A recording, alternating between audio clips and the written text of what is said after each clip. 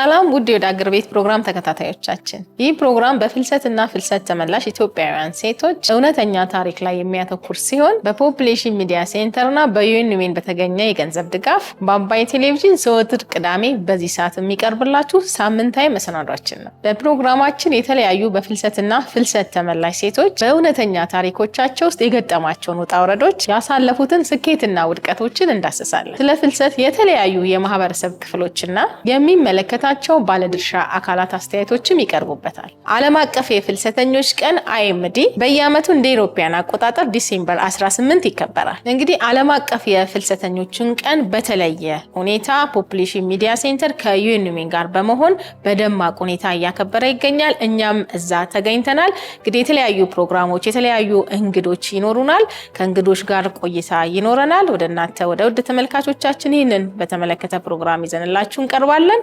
ተከታተሉ።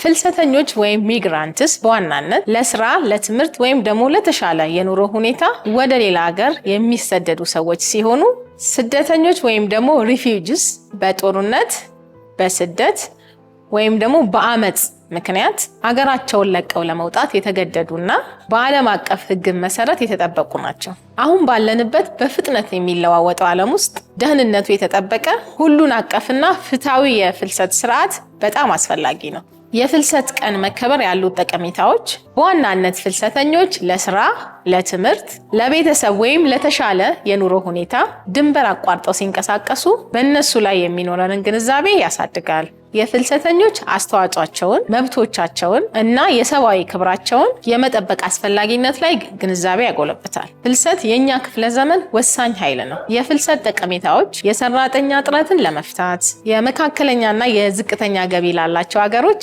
የሚላከው ገንዘብ ሪከርድ 685 ቢሊዮን የአሜሪካን ዶላር እንደሚደርስ ይገመታል። እንዲሁም ፈጠራን ለማሳካትና የስነ ህዝብ መረጋጋትን ለመደገፍ ወሳኝ ናቸው። ሆኖም እነዚህ ጠቀሜታዎች ሊጨምሩ የሚችሉት ፍልሰት ደህንነቱ የተጠበቀ ስርዓታማና ኃላፊነት በተሞላ ሁኔታ ሲተዳደር ብቻ ነው። በጥሩ ሁኔታ የሚተዳደር ፍልሰት ስትራቴጂካሊ ሀብት ነው። ይህንንና ሌሎች ጥንቅሮችን ከፕሮግራማችን ታገኛላችሁ። ተከታተሉ።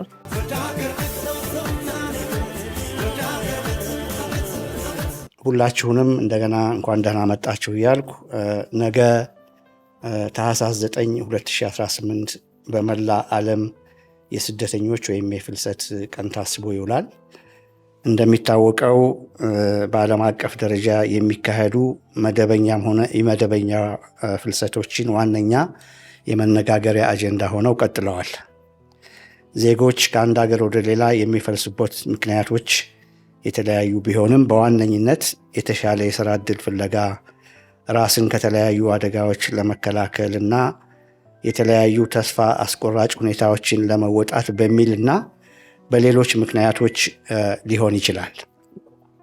በነገው ቀን በሚታሰበው የፍልሰተኞች ቀን በፍልሰተኞች ላይ በሚደርሱ ተግዳሮቶች ለማንሳት ብቻ ሳይሆን እነሱንም የሚያበረታቷቸውን አስተዋጽኦችንም ባለመዘንጋት ዓለም አቀፋዊ አንድነትና ትስስርንም በማሰብ ይሆናል። የፍልሰት ስደት ኑሮ ከቦታ ቦታ መዘዋወር በሚል አቃለን የምናየው ጉዳይ ሳይሆን በውስጡ ብዙ ሂደቶችን፣ ውጣ ውረዶችን የያዘ አንዳንድ ጊዜ ብሩህ ተስፋ የሚያስጭር፣ በሌላ ጊዜ ተስፋን የሚያደበዝዝ፣ ከጥቅሙ ይልቅ ጉዳቱ ጎልቶ የሚታይበት የአንድ የግለሰብ ጉዳይ ሳይሆን ብዙ ጉዳዩ የሚመለከታቸውን ባለድርሻ አካላት የሚያካትት ውስብስብ ሂደት በመሆኑን ማንሳት ያስፈልጋል። ሰላም ዶክተር፣ ሰላም፣ እንዴት ኖት? ሰላም ነሽ? እግዚአብሔር ይመስገን አለን። እንግዲህ ያው ዛሬ ዓለም አቀፍ የፍልሰተኞች ቀን በፖፑሌሽን ሚዲያ እና ከዩኤን ዊሜን ጋር በመተባበር እያከበራችሁ ትገኛላችሁ። እንግዲህ ድርጅቱ ዓለም አቀፍ የፍልሰተኞችን ቀን በምን አይነት ዝግጅት ነው እያከበረ ያለው? የማክበሩስ አስፈላጊነት ምንድን ነው ይላሉ? እሺ፣ አመሰግናለሁ ዳኛ ይታይ። ዓለም አቀፍ የስደተኞች ቀን እንግዲህ በዛሬው ቀን በነገው ቀን ነው የሚከበረው። አክቹዋሊ እኛ ከአንድ ቀን ቀደም ብለን እያከበርን ያለ ነው። ይሄ በኢትዮጵያ ብቻ ሳይሆን በመላ ዓለም የሚከበር ይዘከራል። እና እንደሚታወቀው እንግዲህ ፍልሰት በርካታ ሀገሮችን የሚመለከት ጉዳይ ነው። ስለዚህ ፖፑሌሽን ሚዲያ ሴንተር ከተባበሩት መንግስታት የሴቶች ኤጀንሲ ጋር በመሆን በሀገር አቀፍ ደረጃ እንግዲህ ይህንን በዓል ወይም ደግሞ ይህንን እያሰብን ስንቆይ በዛሬ ቀንም ደግሞ በርካታ የሆነ ጉዳዩ የሚመለከታቸው የተለያዩ ድርጅቶችን በመጋበዝ በመጀመሪያ በሁለት መክፈል እንችላለን የዛሬን ፕሮግራም። አንዱ ከዚህ በፊት የተደረጉ ዳሰሳ ጥናቶች አሉ ፍልሰትን በሚመለከት በሀገራችን ውስጥ የችግሩ ስፋት ምን ያህል ነው፣ ለዚህ ደግሞ መነሻ የሆኑ ጉዳዮች ምንድናቸው፣ ገፊ እና እነኝህን ፍልሰትን የሚያባብሱ ጉዳዮች ምንድናቸው የሚሉ የተለያዩ ጥናቶችን በተለይ ደግሞ በሀገራችን ፍልሰት በብዛት ከሚገኝባቸው ሀገሮች መካከል በተለያዩ ክልሎች በመሄድ ይህንን የተሰበሰቡ ጥናቶች አሉ። እነኛን ጥናት ውጤቶችን ዛሬ የምናቀርብበት አንዱ የፕሮግራም ገጽታ ምን ይመስላል፣ ችግሩ እንዴት ነው፣ በየትኛው የሀገራችን ክፍል በስፋት ይገኛል፣ እነዚህ ገፊ ሁኔታዎች ምንድናቸው፣ የሚያባብሱ ሁኔታዎች ማለት ነው የሚለውን አንዱ የጥናት ውጤት የሚቀርቡበት እንትን ነው። በሁለተኛ ደረጃ ደግሞ እንግዲህ ይሄ በእኛ በፖፑሌሽን ሚዲያ ሴንተር ብቻ የተሰራ ሳይሆን በሌሎችም ደግሞ ከዚሁ ከፍልሰት ጋር የተያያዘ ብዙ ጊዜ አሁን ፍልሰትን የምናየው ከችግሩ አኳያ ነው። ብዙ ጊዜ እንደ ችግሩ ጋር ነው የሚታየው። ነገር ግን ከፍልሰት የተመለሱ ደግሞ ወገኖቻችን በራሳቸው ደግሞ የሚሰጡት አስተዋጽኦና አበርክቶ አለ። ይህንን ገንቢ የሆነ አበርክቶ ደግሞ ምንድን ነው የሚለውንም ደግሞ ሌላ ጥናት፣ ሁለተኛ ጥናት ደግሞ ይቀርባል። ስለዚህ ሁለት የጥናት ውጤቶች ዛሬ ይቀርባሉ። በእነኚህ በተገኙ የጥናት ውጤቶች ላይ ደግሞ ውይይቶች ይካሄዳሉ። በቀጣይነት ፓናል ዲስከሽን ወይም ደግሞ የመድረክ ውይይት ይካሄዳል። በዚህም ላይ ተጋባዥ የሆኑ የተለያዩ እንግዶች ቀርበው ከጉዳዩ ጋር በተያያዘ ሁኔታ የሚሰጡት አስተያየት አለ እና ጥያቄና መልሶች፣ ውይይቶች፣ ሀሳብ ገንቢ የሆኑ ሀሳቦችን እነኝህን እንግዲህ በአጠቃላይ በዛሬ ለምናደርገው ፕሮግራም ላይ እንዳስሳለን። እስኪ ራሽን አስታውቂልኝ። ሊዲያ እባላለሁ። ሊዲያ ቱጁባ በዩኤን ውመን ሜኪንግ ማይግሬሽን ሴፍ ፎር ውመን ፕሮጀክት ናሽናል ኮኦርዲኔተር ሆኜ ነው የምሰራው። ጥሩ እንግዲህ ወይዘሮ ሊዲያ ስላገኘሁሽ በጣም ደስ ብሎኛል። ዛሬ እንግዲህ ከፖፑሌሽን ሚዲያ ሴንተር እንዲሁም የወደ ሀገር ቤት ፕሮግራም የገንዘብ ድጋፍ የምታደርጉልን ይህን ኢሜል እንግዲህ ዋና የፕሮግራሙ ተጠሪ ነሽ።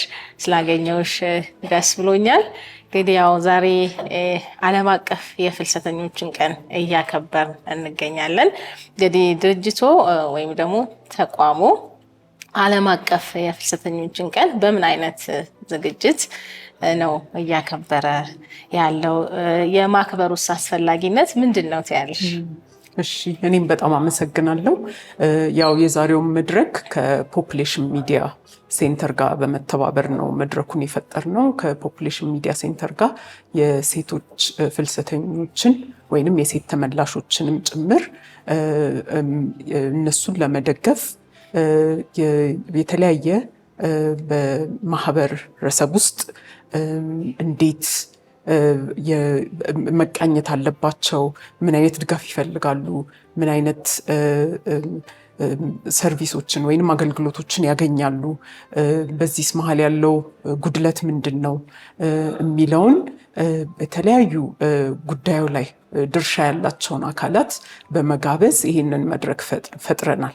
ያው እንደዚህ አይነት መድረኮች በተለይ ለጉዳዩ ትኩረት የሚሰጥባቸው ቀኖች ጋር አያይዞ ማድረግ የሚጠቅመው አሁን እንዳልሹ የዓለም አቀፍ የፍልሰተኞች ቀን ነው እያከበርን ያለ ነው።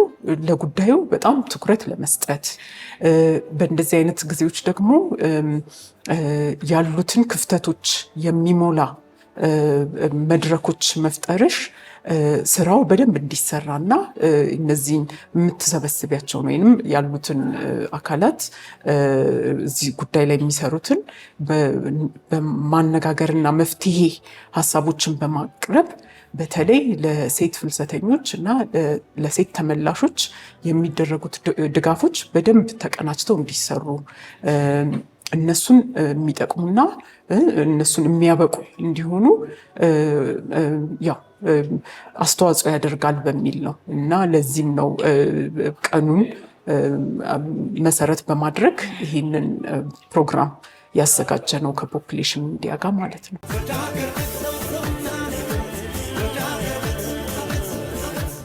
So this is a story of a 22-year-old Zenu from Wolo. Like many girls, she had to leave school at grade 8, meaning she couldn't complete her high school. And she dropped because her family couldn't afford to keep her in school. Hoping to change her life, she undertook a dangerous journey. And where did this journey take her?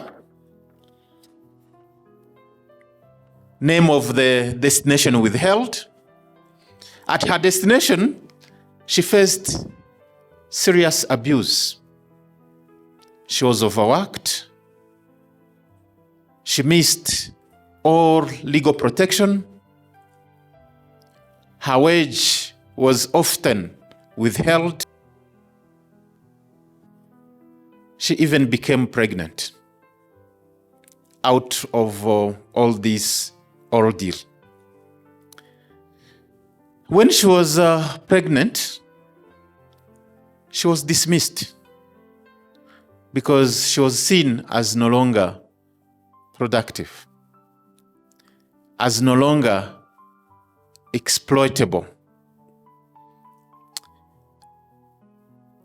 As if her dismissal was not enough, she was detained as an undocumented migrant and forced to give birth under extremely difficult and harsh conditions. Few months later, Zenu managed to return home to Ethiopia.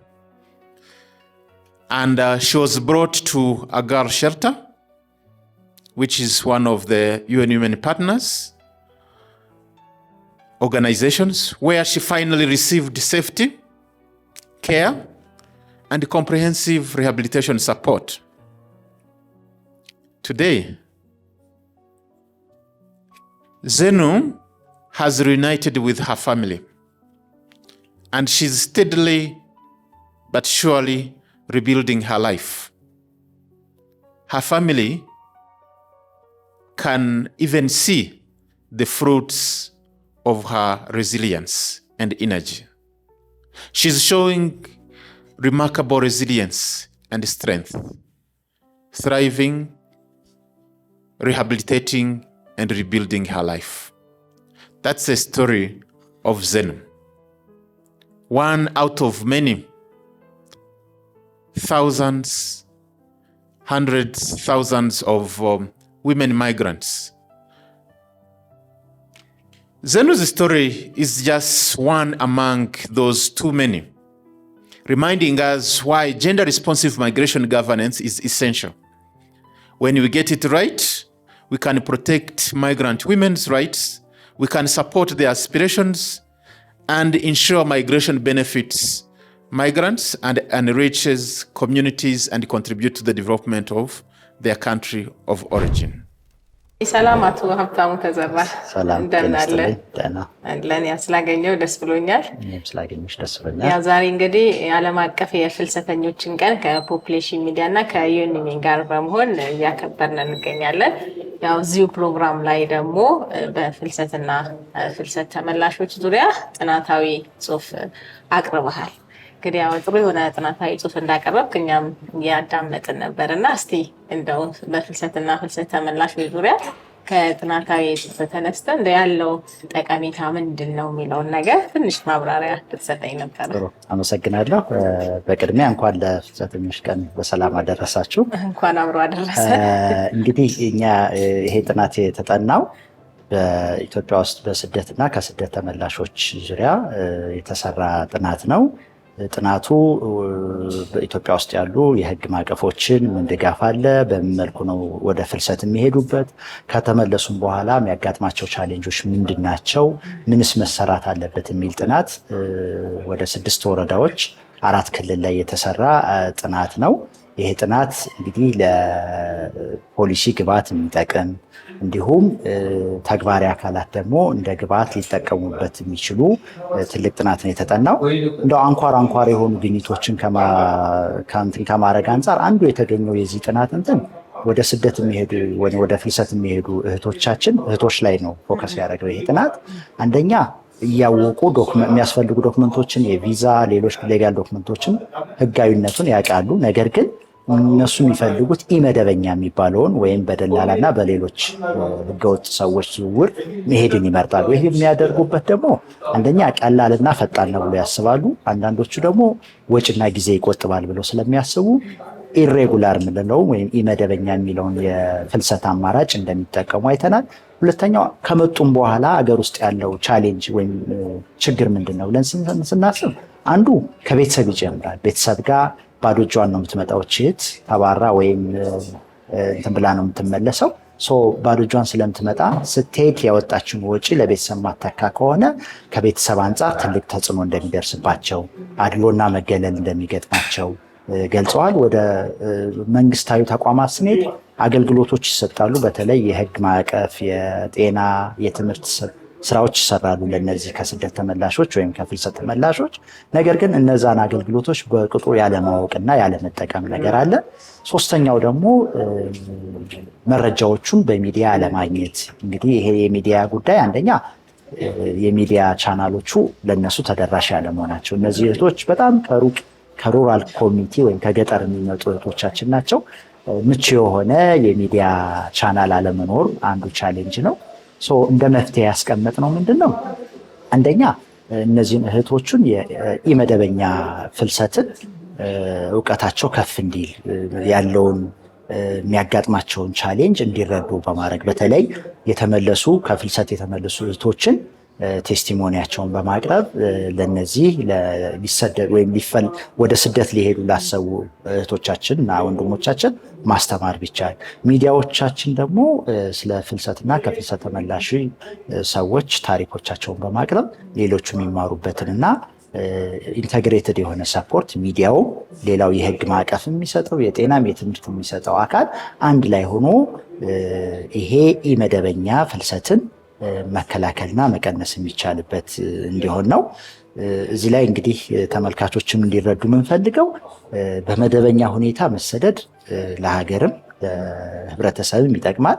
እኛ እንትን እያደረግን ያለ ነው ምንድነው ኢመደበኛ የምንለው ኢሬጉላር ያለ ዶክመንት ያለ ህጋዊ እውቅና የሚሄዱትን ነው እንግዲህ እኛ ዲስከረጅ እያደረግን ያለ ነው እና መደበኛ የሆነው ነገር ግን ለሀገር ለቤተሰብም ለወገንም ይጠቅማል። መደበኛነቱን ህጋዊነቱን ተከትሎ ከተካሄደ ለማለት ነው። አመሰግናለሁ። አመሰግናለሁ።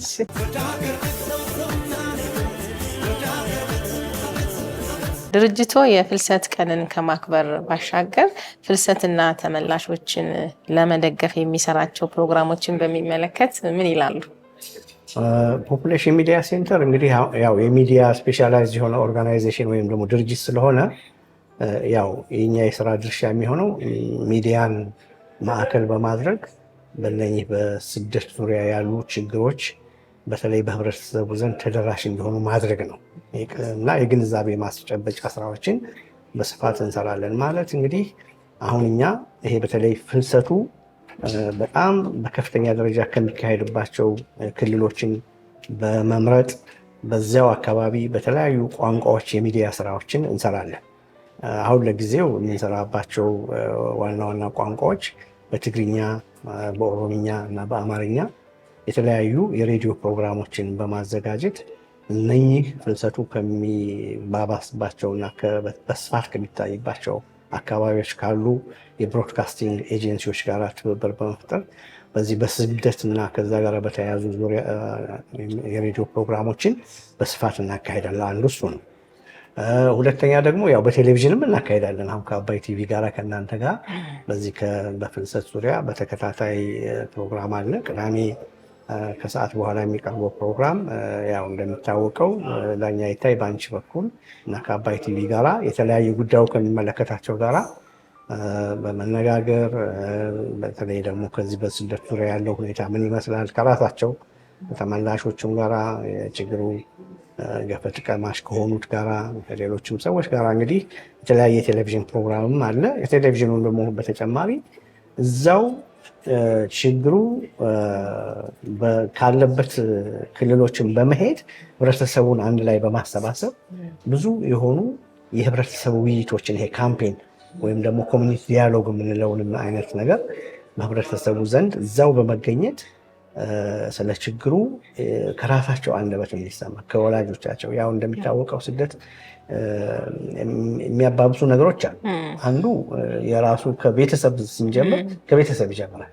ለምሳሌ እናት አባት ልጆቻቸውን እንዲሄዱና ተለውጠው እንዲመጡ ራሳቸው እንዲለውጡ ለራሳቸው እንዲረዷቸው ያላቸውን ሀብት ሁሉ በሬዎቻቸውን ሁሉ በመሸጥ በምን የሚደረግ ነገር አለና ያ እንግዲህ በግንዛቤ ላይ ወይም ደግሞ በእውቀት ላይ የተመሰረተ ፍልሰት እንግዲህ ሲባል ሙሉ በሙሉ የምናቆመው ነገር ሳይሆን መደበኛ በሆነና ሕጉን ጠብቆ የሚደረግን ፍልሰት እንዲያውም ማመቻቸት ማበረታታትም ይገባል።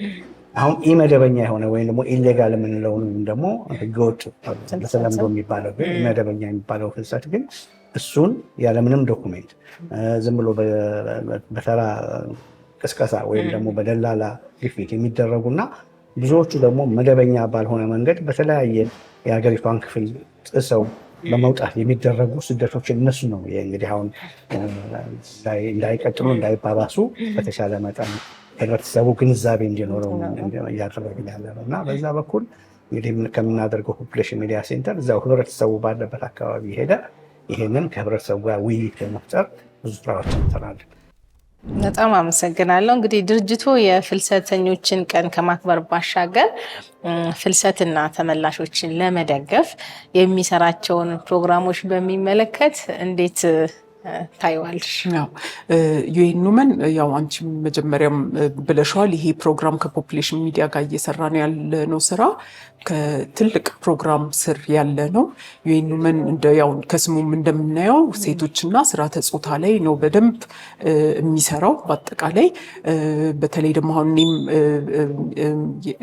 የምመራው ወይንም ያው ማኔጅ እያደረኩት ያለው ፕሮጀክት የሴት ፍልሰተኞችን ሴፍ መሆናቸውን ደህንነታቸውን የጠበቀ ፍልሰት እንዲኖር ፍልሰት አስተዳደር ደግሞ የስርዓተ ጾታን በደንብ አማክሎ እንዲሰራ በጣም ብዙ ስራዎችን እንሰራለን።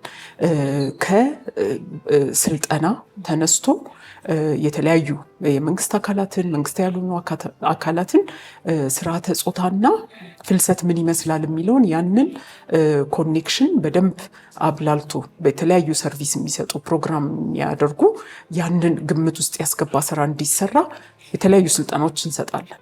ከዛ ደግሞ ያው ሁሌም እንደምንሰማው በተለይ ከፍልሰት ተመላሾች ከተለያየ ጉዳት ሊመለሱ ይችላሉ።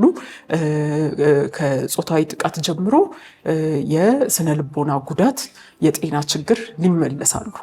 ያንን በተለያየ ሰርቪስ ሰጪ አካላት ጋር መንግስታዊ ካልሆኑ አካላት ጋር በመተባበር እነሱ ደግሞ በደንብ ሪሃቢሊቴት ተደርገው አቅማቸው በደንብ ተገንብቶ ወደ ሶሳይቲው እንዲመለሱ ትልቅ ድጋፍ የምናደርገዋለን። ከዛም በተጨማሪ ደግሞ ይሄም ብቻውን አይደለም የሚቀረው ሌላ ስኪል ወይንም የክህሎታቸውን አዳብረው የተለያዩ ስልጠናዎችን አግኝተው የተለያዩ የትምህርት ቮኬሽናል ስኪል የምንላቸውን እዛም ተሳትፈው አቅማቸውን በደንብ አጎልብተው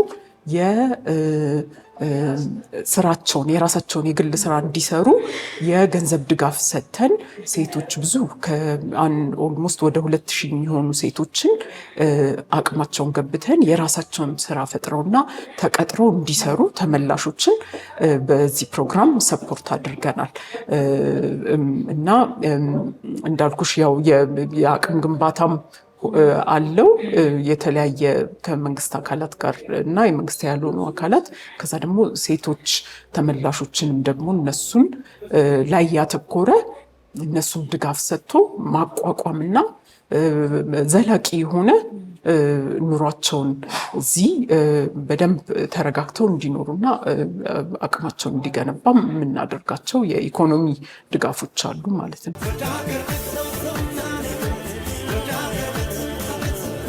ሀገራችን ኢትዮጵያ በአፍሪካ ቀንድ ካሉ ሀገራት በተፈጥሮና ሰው ሰራሽ በሆኑ ምክንያቶች ተገደው የሚፈልሱ ከፍተኛ ቁጥር ያላቸው ሰዎች መነሻ፣ መተላለፊያ፣ መዳረሻ ሀገር የሆነች ትገኛለች።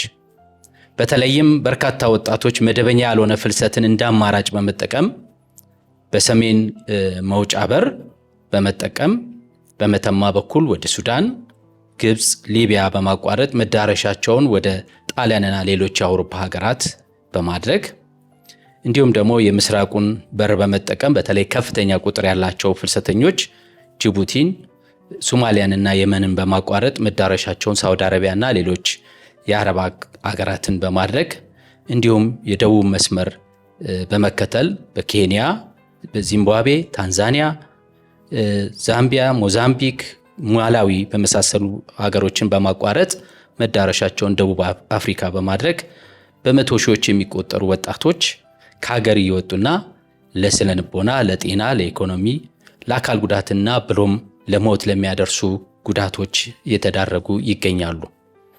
መንግስት የዜጎችን ሕይወት ለመታደግና በተለይም በህገ ወጥ የሰዎች ዝውውር የወንጀል ድርጊት ውስጥ የሚሳተፉ ወንጀለኞችን ተጠያቂ ለማድረግ የሚያስችሉ ህጎችን በማውጣትና አደረጃጀቶችን በመፍጠር ወንጀሉን የመከላከልና ተጎጂዎችን መልሶ የማቋቋም ስራዎችን በተጠናከረና ሁሉንም የሚመለከታቸውን አካላት በቅንጅታዊ አሰራር ከምንም ጊዜውም በላይ እየሰሩ ይገኛሉ። ሰላም አቶ ደረጀ እንደምን አለ?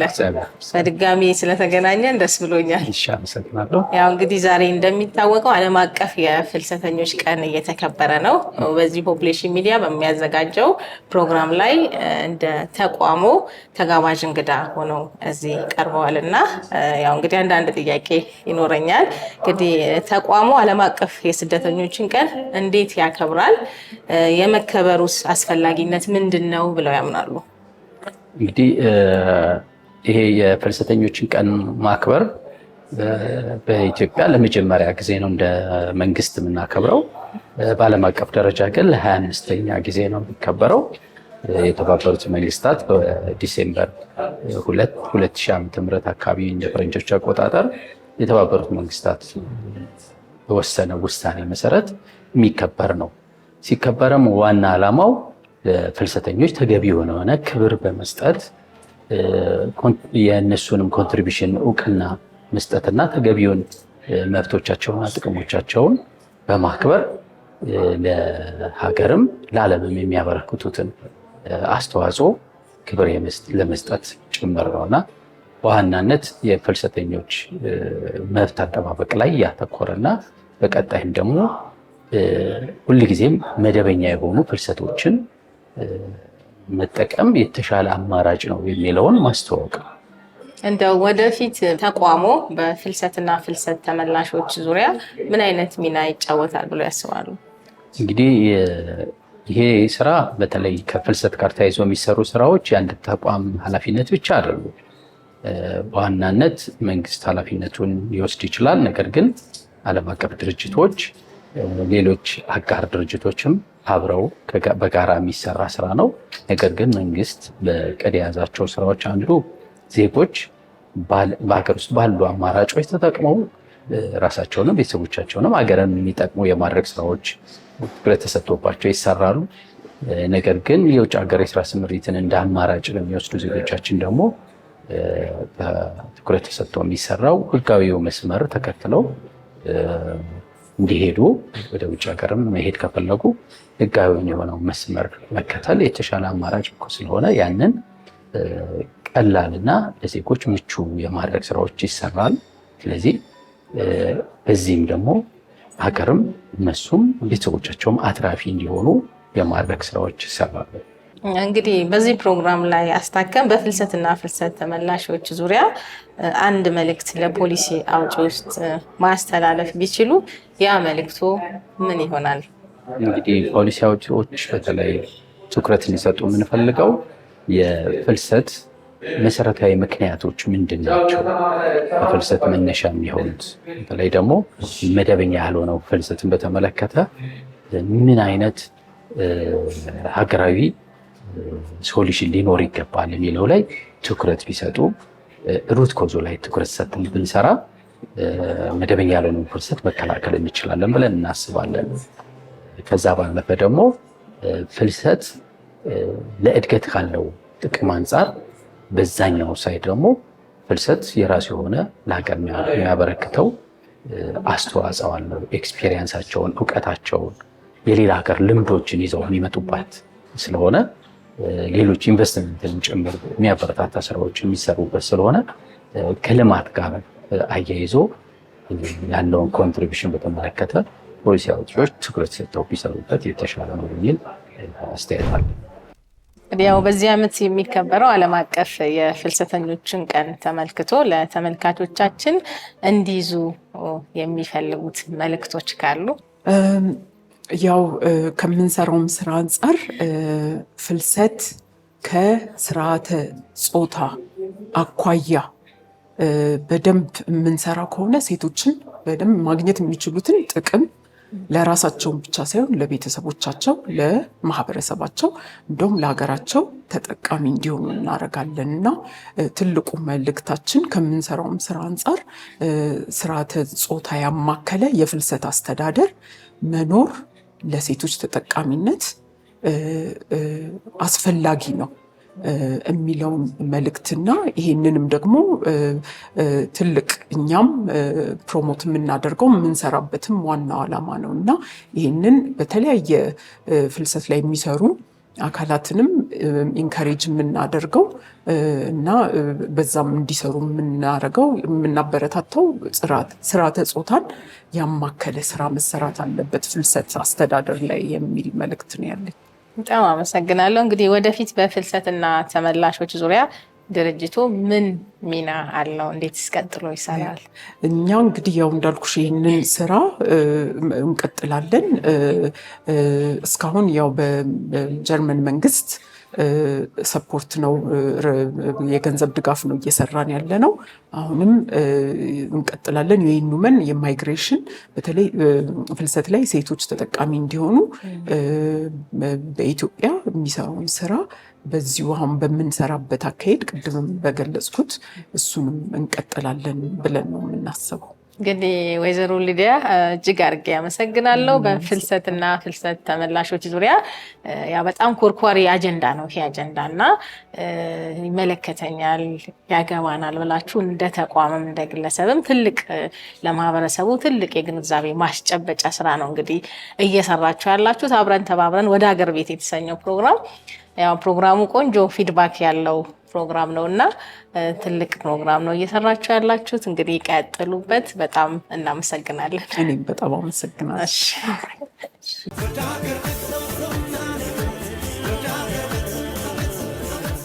ጥሩ ዶክተር፣ እንግዲህ ያው በዚህ ዓመት የሚከበረው ዓለም አቀፍ የፍልሰተኞችን ቀን ተመልክቶ ያው ለተመልካቾቻችን ምን መልእክት እንዲይዙ ያስተላልፋሉ? ወይም ደግሞ ምን አይነት መልእክት መያዝ አለባቸው ይላሉ ተመልካቾቻችን? እንግዲህ ተመልካቾቻችን ወይም ደግሞ አድማጮቻችን ማለት እንችላለን። አንደኛ እንግዲህ ይሄ ስለ ፍልሰት በምናወራበት ጊዜ ዝም ብሎ ቀላል ነገር አድርገን አይደለም የምንወስደው። ዝም ብሎ የአንድ ሰው ከአንድ ቦታ ተነስቶ ወደ አንድ ቦታ እንግዲህ ፍልሰት ሲባል እርግጥ በሀገርም ውስጥ ፍልሰት ይደረጋል። ኢንተርናሽናል ማይግሬሽን እና ደግሞ ሎካሊ የሚደረግ ወይም በሀገር ውስጥ የሚደረግም ከቦታ ቦታ ዋናው እንግዲህ መሰረቱ ሰው ህይወቱን ለመለወጥ በሚያደርገው እንቅስቃሴ የሚመጣ ነው። ከሀገርም ውስጥ ውጭ ተሰደደ ወይም ደግሞ በሀገርም ውስጥ ከአንድ ቦታ ወደ አንድ ቦታ የሚያደርገው ዝውውር ህይወትን የመለወጥ ከዛ ጋር የተያያዘ ነው እና እንግዲህ ምንድን ነው በአጠቃላይ ይህንን ችግር የምንቀርፈው የሀገራችንን የኢኮኖሚ ሁኔታ እያሻሸልን ልክ አሁን በጀመርነው አይነት መልክ የኢኮኖሚው የሚደረገው እንቅስቃሴ እየተሻሻለ ሲሄድ በዘላቂነት ሁሉ ሰው ውጭ ሀገር ሄዶ ስራ ፍለጋ ከመሄድ ይልቅ በሀገሩ መለወጥን የሚችልበትን መንገድ እያሰበ ይመጣል። ይሄ እንግዲህ በሂደት የተባበሩት መንግስታት የዘላቂ ልማት ትልሞችና ዓላማዎችም አንዱ ሀገሮች ራሳቸውን በኢኮኖሚክ እንዲለውጡ ዜጎቻቸውን ደግሞ በሀገራቸው ውስጥ እዛው ሰርተው እዛው እንዲለወጡ የማድረግ ስራ ነው። እንግዲህ በረጅሙ ይሄን ነው የምናየው። ይሄ ቀላል ነገር አይደለም፣ ግን የተጀመረ እንትን ነው። ኢኮኖሚ ያደገ በሚሄድበት ጊዜ ሰው እዚሁ በራሱ አገር ውስጥ ስራም እየተፈለገ የሰራ እየተለወጠ አብሮ እንትን ማለት ነገር ይኖራል ማለት ነው። ስለዚህ አንዱ ይሄ ነው። ሁለተኛ እንግዲህ ብዙ ጊዜ በተለይ ወጣት ሴቶችን የሚገፋፉ ብዙ ነገሮች አሉ። ምንድነው? አንደኛ የጓደኛና የአቻ ግፊት ነው። አንዳንድ ወጣቶች በቃ ጓደኞቻቸው ሄደው ተቃይረው አዳዲስ ልብስ ለብሰው ጌጣጌጥ አድርገው ሲመጡ ወይም ደግሞ የተወሰነ የተሳካላቸው አሉ፣ ጥያቄ የለው። አንዳንድ የሆነ ቦታዎች ሲያዩ በዛ ግፊት እንትን የሚደመር እና አካባቢ በጓደኛ ግፊት ሊመጣ የሚችለውን ፍልሰት በትክክለኛ እውነትም ትክክል ነው ወይ? ሰዎች በእውነት ይለወጣል? ምን ያህል ይለወጣል? አንዳንድ ጊዜ ጉም እንደመጨበጥ የሚሆናል። ዝም ብሎ ፕሮፓጋንዳ ብቻ፣ አጉል ተስፋ፣ ያልተጨበጠ ተስፋ ላይ ሁሉ ወደ ሀገር ቤት ፕሮግራሞቻችን ላይ ያው እንደዚህ አይነት ነገሮችን ሰርተን ብዙ አይተናል እና እና ይሄ እንግዲህ ለአንድ ህብረተሰቡን መገንዘብ ያለበት በኔጌቲቭ አይነት ወይም ደግሞ አሉታዊ አይነት ወይም በአፍራሽ አይነት መንገድ ሳይሆን ማየት ያለብን እነኝህን ወገኖቻችንን በፖዚቲቭ በሆነ መንገድ በአበረታችነት መንፈስ እያየን በተቻለ መጠን ከኮሚኒቲው ጋር ኢንቲግሬት እንዲሆኑ አንዳንድ ጊዜ ደግሞ ሌሎችም እንደዚህ ፕራይቬት ሴክተሩም ሊረዳቸው ይገባል። አሁን እንደ ባንክ ምናምን ያሉ ድርጅቶችም ከዚህ ከውጭ ለሚመጡ ተደራጅተው አሁን እንደ ብድርም አይነት ነገር ቢያገኙ ከዛ በኋላ ራሳቸውን የሚያቋቁሙበት የሚለውጡበት መንገድ። ምክንያቱም ብዙዎቹ ከስደት የሚመለሱ ወገኖቻችን የራሳቸው የሆነ ደግሞ ሙያም የተለያየ ነገሮችም አዳብረው ነው የሚመጡት።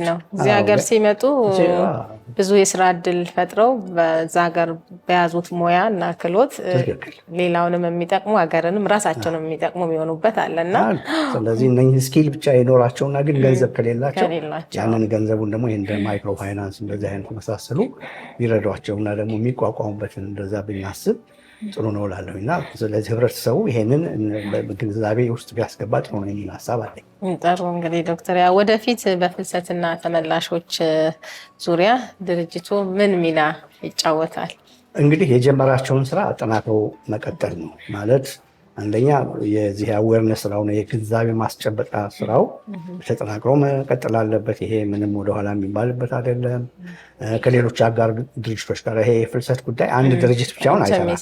ሚዲያው አንድ ተቋም አለ፣ የእኛ መስሪያ ቤት አለ፣ መንግስታዊ ያልሆኑ ድርጅቶች አሉ። ከእነሱ ጋር ኢንቴግሬሽን ያስፈልጋል፣ አብሮ ተባብሮ የመስራት ነገር። እሱም እንደ አንድ እንትን የምናየው ነው። ሌሎችም ደግሞ ጉዳዩ ከሚመለከታቸው አጋር ድርጅቶች ጋርም እንደዚሁ እና ይሄ በአንድ ጊዜ ብቻ ተጀምሮ የሚያልቅ የፍልሰት ችግር እንደው የአጭር ጊዜ አሳይመንት ወይም ደግሞ የአጭር ጊዜ አይነት እንትን አድርገን አይደለም የምናየው እና ዘላቂ የሆነ ፕሮግራምን ይጠይቃል። ስለዚህ ይሄ ከሚመለከታቸው ሰዎች ጋር ከፍልሰት ጋር እና ከዛ ጋር ተያያዥነት ካላቸው ሰዎች ጋር የተለያዩ ፕሮግራሞችን በመቅረጽ መልቲሚዲያ ወይም ደግሞ በአንድ አይነት የሚዲያ እንትን ሳይሆን ህብረተሰቡ ዘንድ በሚያመቸው መንገድ እየቀረበ ኢንፎርሜሽኑን ወይም መረጃውን እንዲያገኝ ከዛ ደግሞ በሚወጡ እንትኖችን በዚህ ጋር ደግሞ እንግዲህ ሌሎችም ደግሞ አሁን በመንግስት አካል ይሆን ወይም ደግሞ ፕራይቬት ሴክተሩ እነኝህን ከስደት ጋር የተያያዙ ችግሮችን ለመቅረፍ ብዙ አስተዋጽኦ ሊሰጡ ይችላሉ።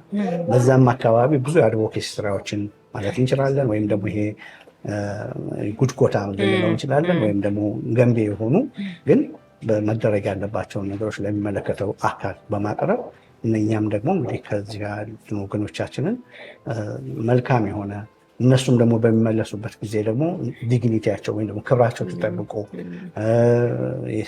መብታቸው የሰብአዊ መብታቸው ተጠብቆ በሚኖሩበት አካባቢ ሁሉ ለሀገራቸውም ለራሳቸውም ደግሞ ጠቃሚ የሆነ ስራ የሚያበረክቱበትን በማበረታታት በኩል የሚዲያውን ግን ብዙ ሮል አለው እና እንደ ፖፑሌሽን ሚዲያ ሴንተር እነኝህን እንደ አንድ አጀንዳ አድርገን ወደፊት ከሚመለከታቸው ጋር ለመስራት ዝግጁነቱ አለ ማለት ነው።